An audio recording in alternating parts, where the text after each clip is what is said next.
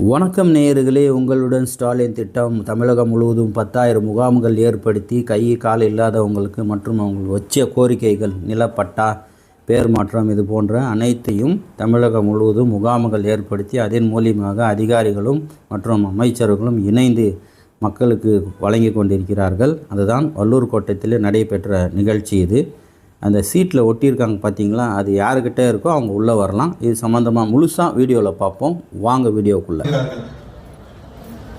ரூபாய் 3,70,000 மதிப்பிலான செயற்கைக்கால் உபகரணம் தற்போது வழங்கப்படுகிறது. மாண்புமிகு அமைச்சர் பெருமக்கள் திரு முகிலன் அவர்களுக்கு செயற்கைக்கால் உபகரணத்தை தற்போது வழங்கி வருகிறார்கள்.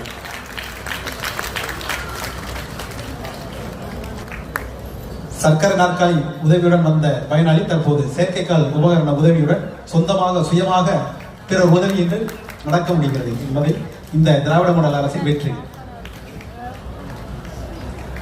அடுத்தபடியாக எர்வின் தங்கராஜ் அவர்களுக்கு நவீன செயற்கைக்கால் உபகரணம் வழங்கப்படுகிறது.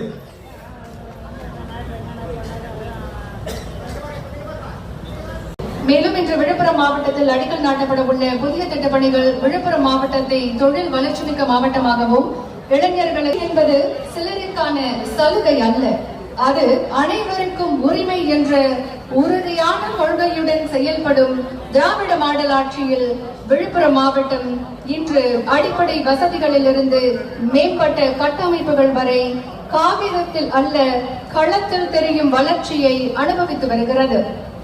மாண்புமிகு தமிழ்நாடு முதலமைச்சர் அவர்கள் விழா நிகழ்விடத்தில் பாருங்க, உங்களுடைய கையில இருக்கிற டோக்கனும் இந்த சீட்ல இருக்கிற டோக்கனும் 300